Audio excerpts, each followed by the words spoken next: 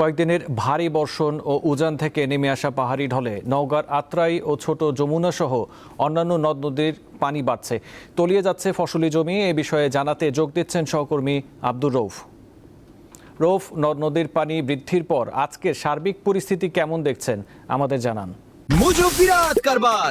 Mojo 1 litre ও 2 litre কিনে তুমিও জিতে নিতে পারো ফ্যামিলি কার, স্পোর্টস বাইক, টিভি, আইফোন ছাড়াও থাকছে লক্ষ লক্ষ নিশ্চিত গিফট। গত এক সপ্তাহ যাবৎ নওগাঁতে আপনার মধ্যরাত থেকে পরের দিন সকাল 11টা পর্যন্ত বিরামহীন ভারী বৃষ্টিপাত হচ্ছে। আর এই ভারী বৃষ্টিপাত হওয়ার কারণে ইতিমধ্যেই নওগাঁর যে প্রধান দুটি নদী রয়েছে, ছোট যমুনা নদী, আত্রাই নদী সহ অন্যান্য সকল নদীর পানি কিন্তু আশঙ্কাজনক হারে বৃদ্ধি পাচ্ছে। এখন কিন্তু কোনো নদীরই কোনো পয়েন্টেই বিপদসীমার উপর দিয়ে পানি প্রবাহিত হচ্ছে না, সবগুলো পয়েন্টে বিপদসীমার নিচে রয়েছে।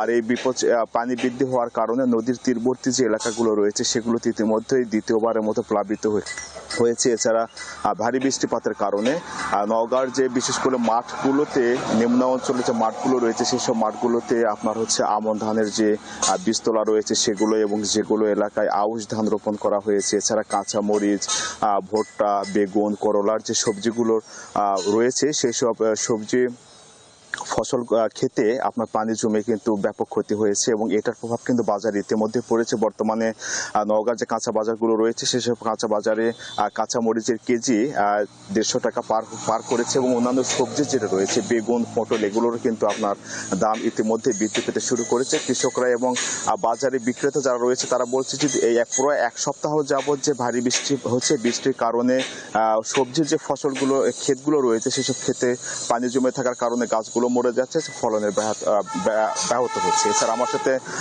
কথা হয়েছে নওগাঁ জেলা কৃষি বিভাগের কর্মকর্তাদের সঙ্গে। তারা জানিয়েছে যে অতি বৃষ্টির কারণে এখন পর্যন্ত 4790 হেক্টর জমির ফসল আক্রান্ত হয়েছে। এর মধ্যে আপনার আউশ ধান রয়েছে, আমন ধানের বীজতলা রয়েছে, বিভিন্ন সবজিগুলো রয়েছে।